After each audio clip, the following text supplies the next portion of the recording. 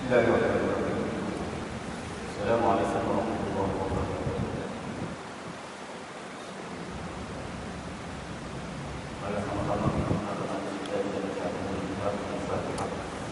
Alhamdulillah yang bersyukur kepada Allah. Alhamdulillahirabbil alamin. Ya ta'ala wa nasta'inu wa nasta'in. Ya Allah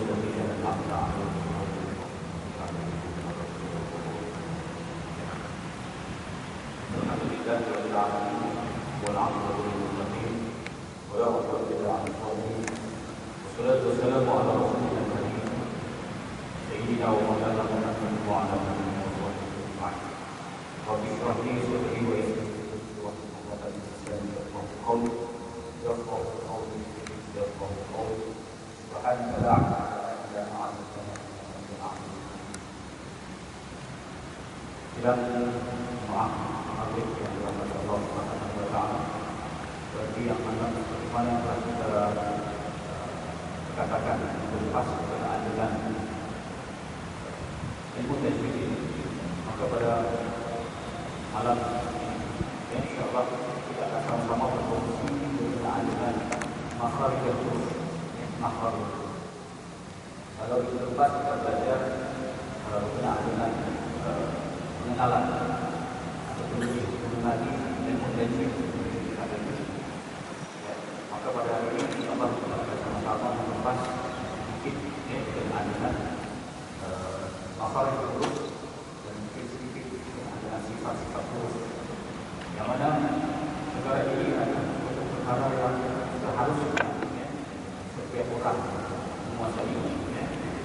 Mudah-mudahan dengan ilmu yang kita peroleh masa yang ada ini akan memberikan manfaat kepada kita yang baik. Dan itu adalah sama-sama kita memperbaharui dan memperbaharui ketika kita mudahan dengan ilmu yang kita cari sehingga waktu ini akan kita datang pada Allah Subhanahu wa taala.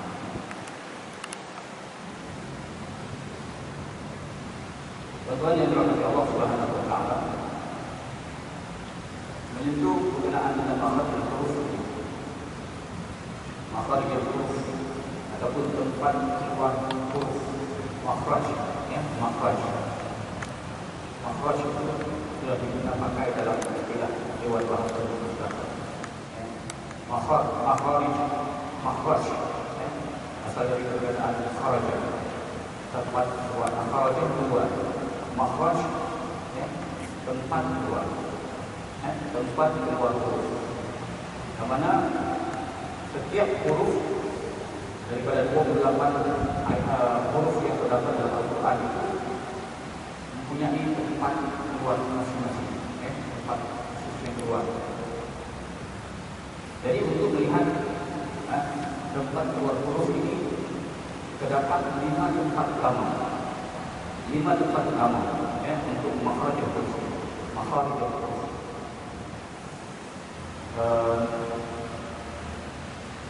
Yang pertamanya rongga, rongga atau dipanggilkan jauh. Yang seterusnya al-halq ataupun al-halq, al-lisan, lidah, ataupun syafatain, dan buat ini al-khayshum, kerongkong. Inilah tempat-tempat keluar, yang mana semua huruf akan keluar melalui tempat-tempat ini. Jadi tidak ada huruf yang keluar daripada hidup. Tapi huruf yang tidak keluar daripada hidup itu lebih menjurus kepada mahunna ataupun sifat dengung, bacaan dengung. Bila dengung, anak keluar daripada hidup. Dan tidak ada rongga lain, tidak ada tempat yang lain, tidak ada keluar daripada setelah telinga, tidak ada keluar daripada pandangan. Maknanya makhraj huruf ini dia lebih kepada bahagian hidung, dan sedikit bahagian hidung. kalau kita menyebut, ya, kalau kita menyebut menggunakan hidung, maka sebenarnya itu bukan tidak betul, ya, tapi kurang tepat, ya, kurang tepat. Nah, jadi masalah kalau kita menyebut di hidung, bila menyebut di hidung, kita sesama saja sumbat hidung, susah untuk dilakukan. Nah, itu caranya. Bila anak-anak kita tidak mau mengaji, kenapa tidak mengaji? Sebab semua, tidak boleh sebut. Karena suara itu hidung. Ya? Jadi kita berusaha supaya huruf-huruf yang kita sebut itu keluar daripada bibir, ya? Dan kalau ada dengung, memang jangan paksa daripada mulut, ya?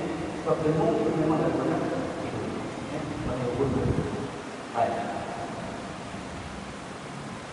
Ini antara gambaran-gambarannya, gambar aja hafal huruf, ya. Di sini memperlihatkan, ya, rongga-rongga, ya, yang keluar daripada huruf hamzah, ya, hamzah, ha, ain, a, wai, dari kha. Ini dipanggil huruf halus, rongkong, ya. Ini dipanggil huruf rongkong. Kalau dalam hukum tajwid, dia disebut sebagai huruf izhar. Huruf izhar. Jadi di sinilah, ya, kalau kita insya-Allah, ya, kita diizinkan oleh Allah Subhanahu wa taala, minggu akan datang, lepas daripada penerangan kita akan adakan bacaan, ya, bacaan, dan di situ kita akan kenal pasti kelemahan kita berkenaan dengan huruf-huruf Al-Quran, ya. Di situ kita akan lihat bahagian bibir, tengok sini, ya. Waw, mim dan ba, ya. Ini gambar aja huruf fa, bagaimana cara menyebut huruf fa, ya.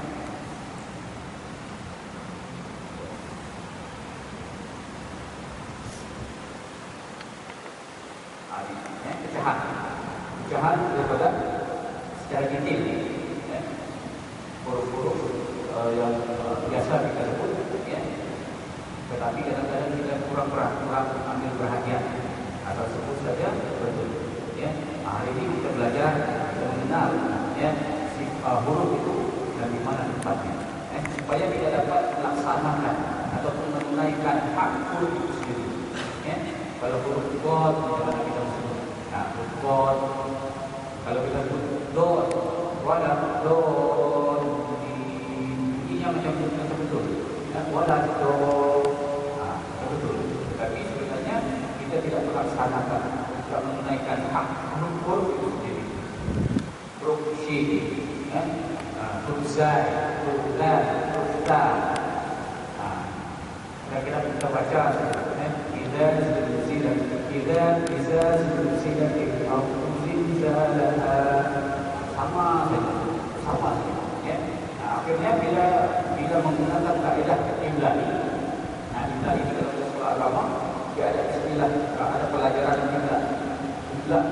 Bila guru itu sebutannya tidak fasih, sebutannya tidak tepat, maka anak murid juga akan disalah, ya. Itu dia baca iza zulzilat, iza zulzilatil ardu zilzalaha, ya. Tidak ada perbezaan antara huruf dan huruf zai, ya. Akhirnya belajar sebuah zai. Lepas itu guru kata salah dalam tulisan. Benar sekali. Iza zulzilatil ardu zilzalaha. Itu pentingnya kita belajar. Dan bila kita menyebut huruf ini, perhatikan. Ini kita diperlihatkan bagaimana cara menyebut, ya, mana tempat huruf itu sendiri, ya. Tengok huruf zai. Huruf zai dia terletak di sebelah sini, sebelah sini. Huruf zai terletak di bahagian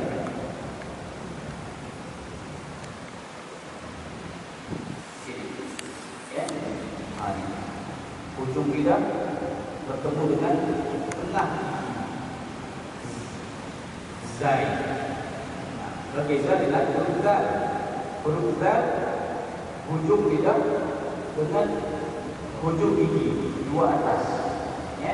Dia akan melalui hati-hati. tiga, tiga, ya, tiga. Dia melalui tengah-tengah. Kalau kita kata iza, dia jadi berat pada huruf zai. Ini kena hati-hati. Ya, kita perlu memperhalusi bacaan. Dan kita tinggalkan di ketiga, kita teruskan kepada apa yang terus. Baik, rongga. Terdapat daripada huruf mat, ya, terdiri daripada tiga huruf mat. Huruf mat ini ialah alif, waw dan ya. Alif, waw dan ya. Tidak ada huruf selain daripada itu. Ini dipanggil huruf mat. Alif, waw, ya. Alif, waw, ya. Manakala huruf halqum seperti yang saya katakan tadi, ya. Halqum terbahagi kepada tiga. Ya, terbahagi kepada tiga, yaitu pangkal, pertengahan ataupun umbi halqum. Apa dia istilah? Pangkal, tengah dan ujung. Ya, ujung. Dari bawah sini, ya, tengah dan ya, ini saja dipanggil huruf izhar. Ya, pangkal halqum hamzah, hamzah dan ha, ya, huruf ha. Macam kita bercakap, kalau kita gelap kita ketawa, kita gunakan huruf ha, ha. Bukan ha. Ya, manakala pertengahan dia huruf ain dan a, ain dan a, dua huruf. Jangan semua sama, ya. Kalau sama semuanya ada masalah, tetap boleh dipeluk. Dan mungkin ada buka apa? Mungkin tidak boleh menyebut huruf dengan betul. Nanti baru dengan kesehatan. Dan seterusnya huruf ghain dengan kha. Ghain dan kha ini disebut. Ghain dengan kha. Ghain bila kita sebut dia agak dasar macam orang membuang kahak. Itu dengan kha. Macam membuang kahak. Ya. Boleh lagi lah. Ya. Sebab ini perlukan latihan. Ya, sebutkan huruf ini perlukan latihan. Dan yang seterusnya bahagian lidah. Lidah ini, ya, ada dua huruf saja. Pangkal lidah ada tiga tempat. Pangkal lidah, ya, pangkal lidah dekat anak tempat, ya. Huruf kas dan qaf. Kas dan qaf. Huruf kas dia ada depan. Dari pangkal lidah dia ada depan Tuhan. Kas. Ya. Kalau kas depan, sebutan depan. Kas. Manakala qaf dia ada ke belakang sedikit. Qaf. Kas dan qaf. Qul ya ayyuhal kafirun. Al-kafirun. Ya, qul ya ayyuhal kafirun sama. Itulah perlunya kita membezakan makhraj huruf ini. Ya.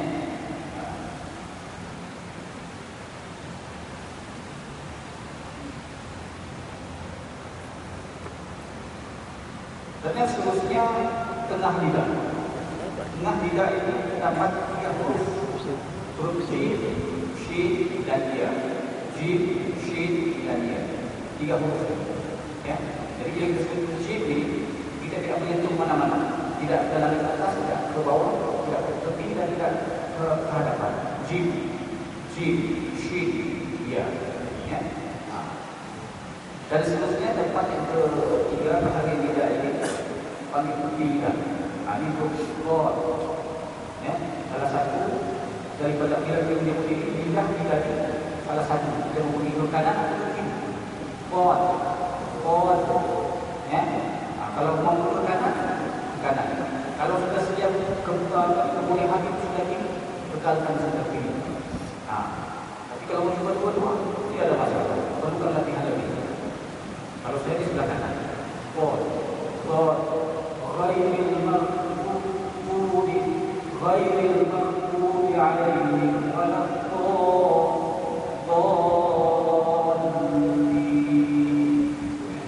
Bukan saya Allah di tengah. Bila menyebut Allah, ujung lidah ke tepi geraham. Jangan bagi geraham besar geraham. Allah. Jadi biasa kan, dalam pertuturan harian kita menggunakan makhraj itu berwudu. Seperti yang di Al-Quran kita ni, pertuturan harian kita gunakan makhraj itu wudu. Dengan wudu, wudu jadi jalan, wudu, berwudu. Dan di tepi lidah juga berulang, ya. Ujung salah satu daripada lidah sampai ke permukaan mulut juga ke gigi atas hadapan. Lam, tolak dia lam.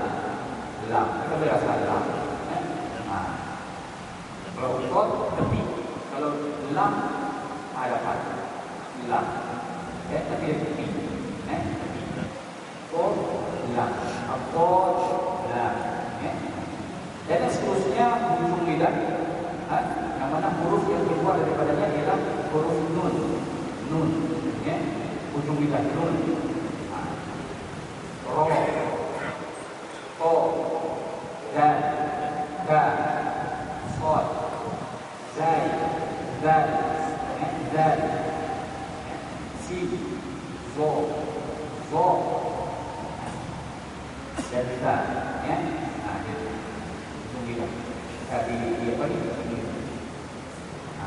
cuma huruf seperti sa, dengan zal dia agak halus, sebab dia akan melalui celah gigi atas dan bawah. Zal,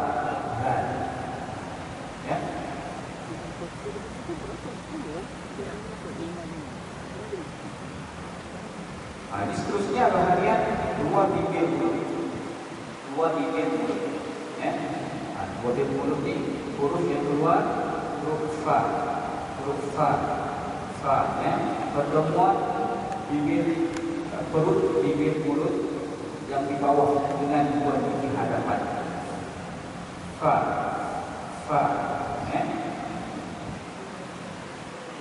seterusnya huruf ba, mim dan waw.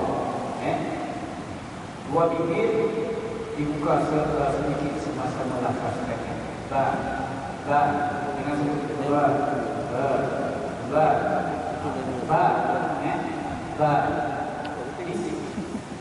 Bismillah, li nampak yang ni macam bahasa begini. Berpikir masalah bukan. Wow. Dan seterusnya rongga hidung yaitu huruf-huruf yang dibaca secara jelas. Kalau dengung lah, kalau ikhfa ada dengung idgham, ada dengung idgham ma'lumlah, dan juga apabila terdapat mim musyaddad dan nun musyaddad dan baca jelas. Di situ dia sudah jelas, akan keluar juga latihan rongga hidung. Baik. Terdapat 17 sifat yang lazim bagi huruf hijaiyah. 7 daripadanya bersifat tunggal dan yang 10-nya itu bersifat berlawan. Bersifat lawan. Okey, ini antara sebelum kita masuk kepada sifat-sifat huruf hijaiyah, ini adalah latihan dan diikuti menyebut huruf supaya kita dapat menyebut dengan baik. Ini rupa. Tuan-tuan boleh ubah mengikuti kehendak. Di mana kelemahan? Contohnya huruf ta, bukanlah huruf ta.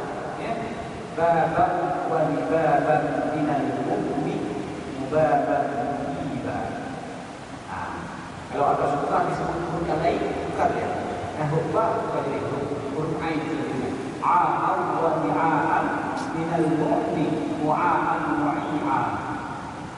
Itu kalau betul. Ini tidak terikat dengan akad hukum. Kita boleh sebut di mana-mana. Dalam tanda boleh, ketika kita kena nonton TV dan sebagainya, supaya kita lembut lidah, menyebut huruf, huruf ba, huruf ta, dan paling mudah cari huruf suka kita kuasai. Huruf kha, kha wa li kha min al-mukhti wa kha muhiqa. Ra, rai, ra wa li kha min al-mukhti wa kha muhiqa. Huruf ha. Supaya dapat bezakan ha dengan ha. Ha di tengah tetap, dengan ha itu berada di bahagian bawah ini. Ha wa li ha minal muhti muhaham muhiha. Kalau yang ha di tengah, ha wa li ha minal muhti muhaham muhiha. Itu dia caranya kita mudahkan, supaya kita dapat menyebut huruf dengan baik. Tuan-tuan boleh buat latihan, boleh buat latihan. Jadi tidak ada alasan yang cukup kata kita belajar, sebab kita belajar. Jadi sudah masanya untuk kita memperbaiki. Sebab belajar dari tadi itu hanya suatu kifayah, tidak ada masalah. Orang yang tidak belajar tidak ada masalah. Tapi sudah belajar, maka wajib sudah adanya mengamalkan bacaan yang baik dalam pembacaan Al-Quran.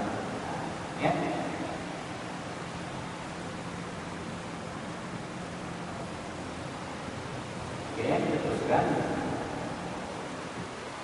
Baik. Sifat tunggal. Bila sifat tunggal itu tidak berlawan.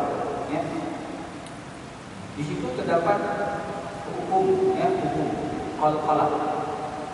Qalqalah, yaitu kuat lagi timbul bila menyebut huruf tersebut, ataupun dia ada gertakan, berdenyut, berdenyut. Bila disebut qalqalah ini hanya 5 huruf saja, qaf, qa, ba, jim, dal. Itu huruf qalqalah. Bila kita baca, kita nak ada gertakan, tidak ada seolah-olah akan hilang. Qul huwallahu ahad, qul huwallahu ahad. Yang terakhir, yang huruf qaf yang pertama huruf qalqalah, tapi qalqalah ini berlaku apabila dia dimatikan ataupun dalam keadaan dia berhenti. Qul huwallahu ahad, ahad. Jangan dibaca qul huwallahu ahad, qul huwallahu ahad. Itu tidak membunyikan qalqalah. Qul huwallahu ahad. Ada lagi lebih berat. Tabbat yada abi lahabin wa tabb. Tepat dulu. Ada gertakan huruf di situ. Jadi untuk mengenal ataupun mengingat huruf-huruf qalqalah ini, diringkaskan jadi hukun jadid ataupun hukun jadid. Kalau kawan-kawan anak-anak itu, ini jadi satu gurauan hukun jadid. Hukun jadid.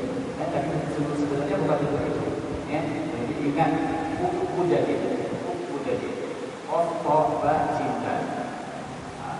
Kita membunyikan apa pun boleh, tidak masalah. Yang penting kita ingat huruf-huruf ini. Qaf, ba, jim, dal. Yang keduanya dipanggil lim. Lim ini lembut. Sebutan lembut. Terdapat 2 huruf sahaja. 2 huruf sahaja, yaitu waw dan ya, yang didahului oleh huruf yang berbaris ke atas. Bila berjumpa dengan huruf lim ini, waw dan ya berbaris ke atas, maka dia jadi bacaan mesti lembut. Assalamu alaikum. Alaikum. Assalamu alaikum. Lai. Lai. Ya. Dilembutkan sebutan. Yang ketiganya dipanggil takrir. Takrir. Ataupun getaran. Getaran. Huruf ro. Huruf ro. Ro. Nah, huruf ro. Ini huruf ro ini kalau kita sebut dalam tulisan komik ini huruf ar, ada getaran. Kalau tapi salah setting jadi getaran. Ro. Ro. Tapi rasanya boleh begitu. Ada orang yang kata huruf a, tapi dia ro boleh, dia pasti.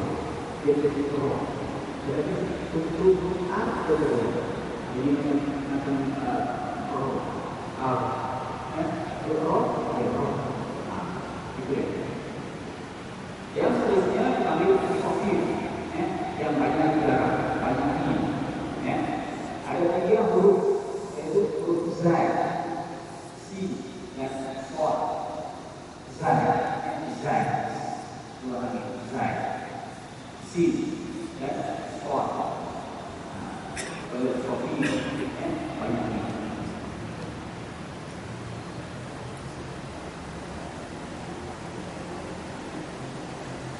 Dan seterusnya tafashi, dipanggil tafashi, berhamburan ini. Tentunya huruf shi, huruf shi, shi. Kita tidak dapat apa dengan si.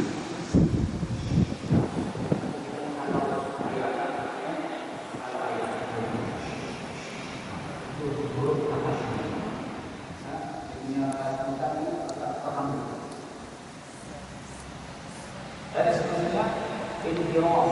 Inhiraf ini melencong. Lam. Melencong ini di mana? Lam.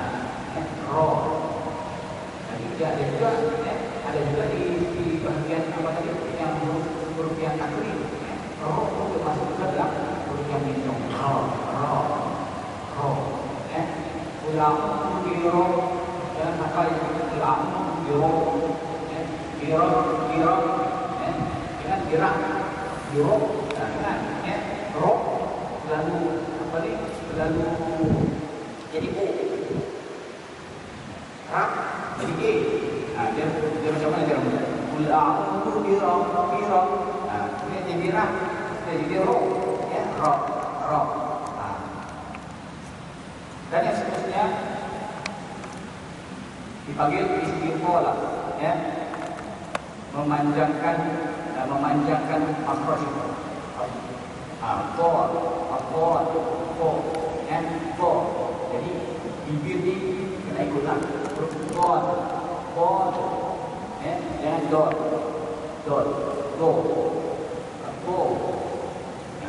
Jadi kita selalu baca dalam Al-Fatihah itu memang berat.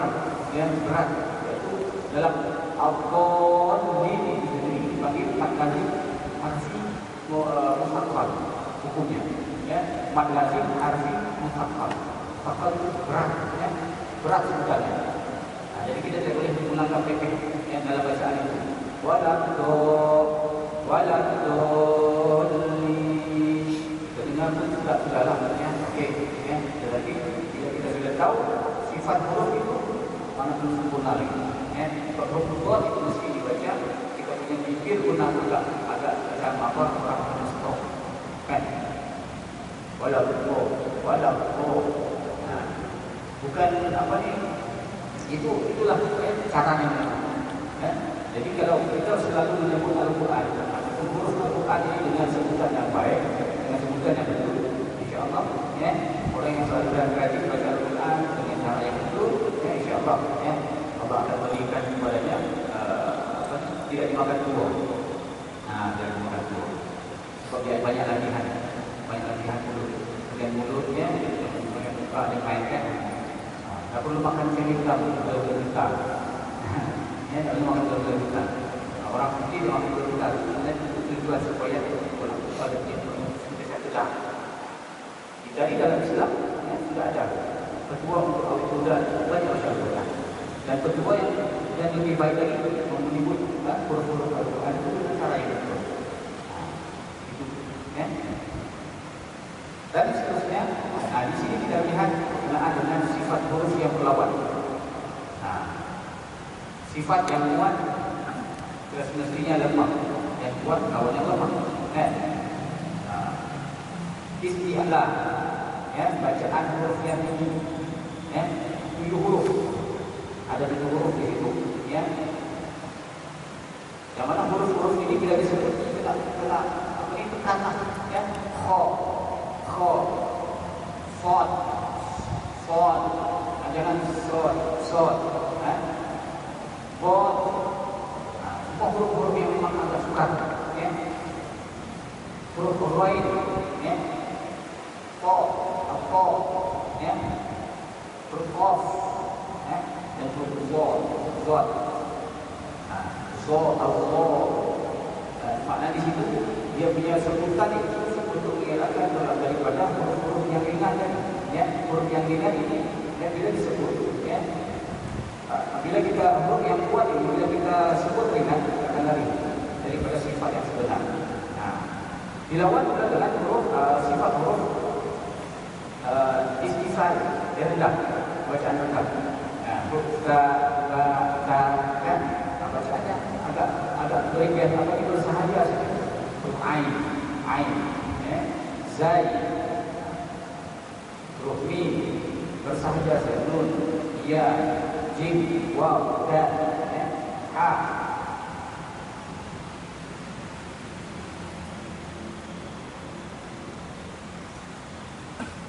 Ini ada sifatnya, ya. Ada yang mudah disebut, ada yang suka disebut. Jadi situlah, ya, fungsi dan peranan kita ialah bila kita sudah sadar, kita merasai bahawa disitulah kelemahan kita dalam sebutan huruf Al-Quran, maka kita banyakkan latihan. Sebagai salah satu contohnya yang saya bagi tadi itu, ya, cara untuk supaya kita dapat menyebut dengan baik dan ini, ya, berbuktilah.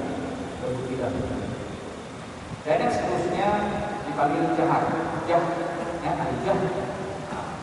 al-jah, tertahan angin.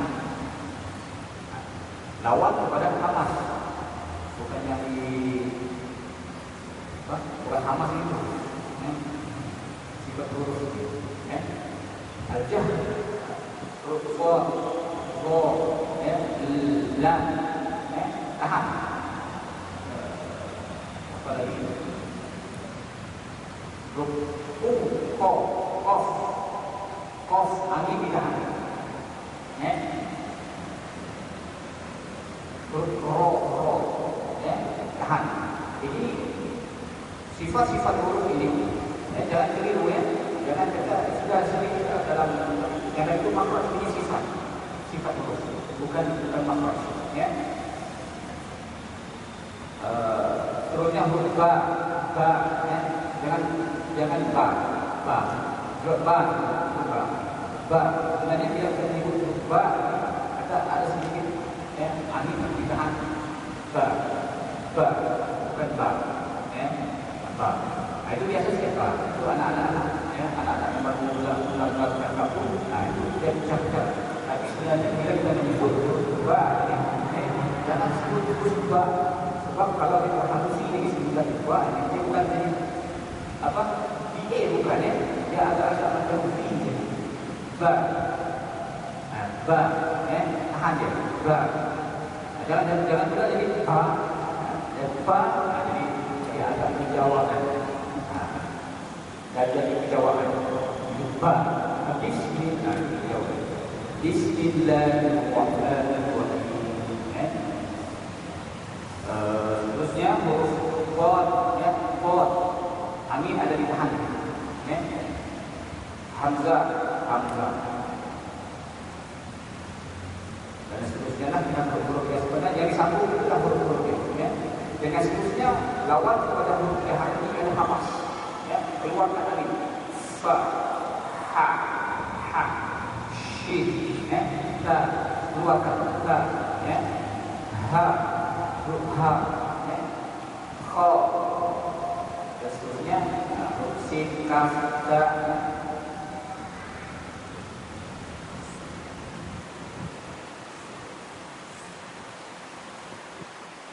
Sifat yang seterusnya syiddah. Syiddah. Berarti sifat kuat, syiddah. Tertahan suara, ya.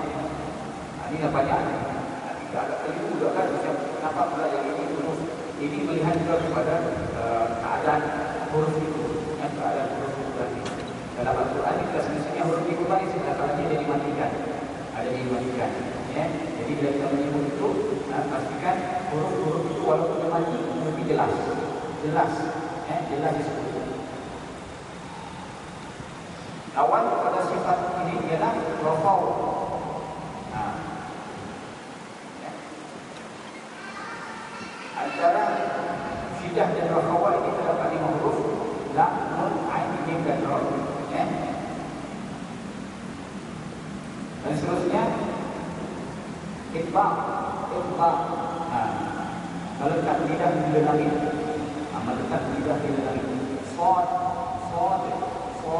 ya.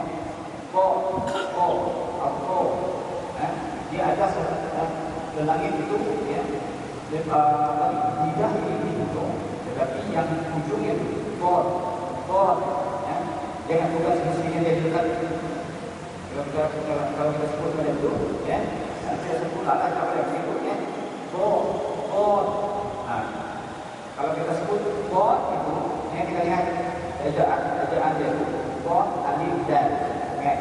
God, god,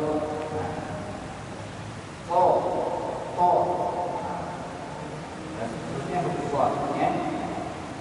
Dan seterusnya lawan kepada tempat ini ialah infitah. Rengganan.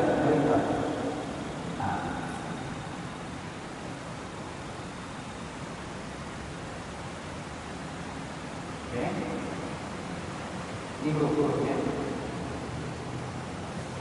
Dan seterusnya yang ke-9, Yusmat ini melekat. Huruf-huruf yang disebut itu ialah yang di warna kuning, yang berwarna kuning. Mana melekat Hamzah, ya. Ka, Hamzah, ka, ka, jim, ya. Ha. Ini maksudnya melekat nanti, ya. Dan lawan kita bagi sifat kuat ini, sifat Islam ini yang dipanggil Islam, ya. Huruf yang disebut dengan tanmas, fa, ya, ro, mim, nun, lam, ba. Itu huruf yang disebut dengan secara Islam, tanmas. Jadi dalam Al-Quran bila ro itu, ya, tidak boleh dipanjangkan, ya, ketika dia dimatikan. Mir Rabbi sesuai dengan hukum yang apabila dimatikan dengan ro itu tidak boleh dibaca, ya, sesuai dengan sifatnya. Mir Rabbihim, dia boleh mir Rabbihim, ya, mir Rabbihim. Dan setelah itu maknanya satu dari segi hukum, sebelum menyalahi hukum. Yang kedua dari segi sifat huruf ini. Huruf ro ini tidak boleh dipanjangkan.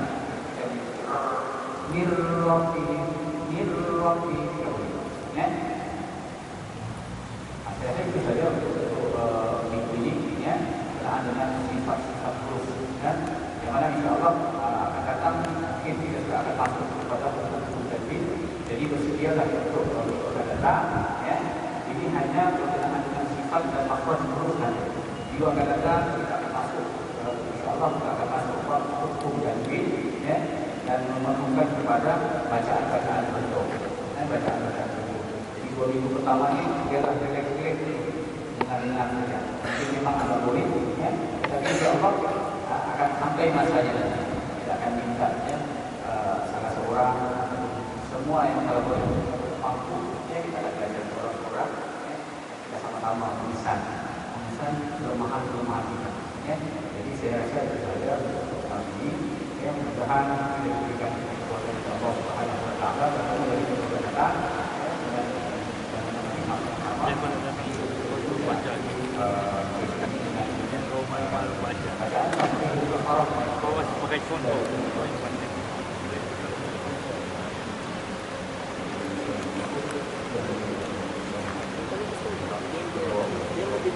Assalamualaikum.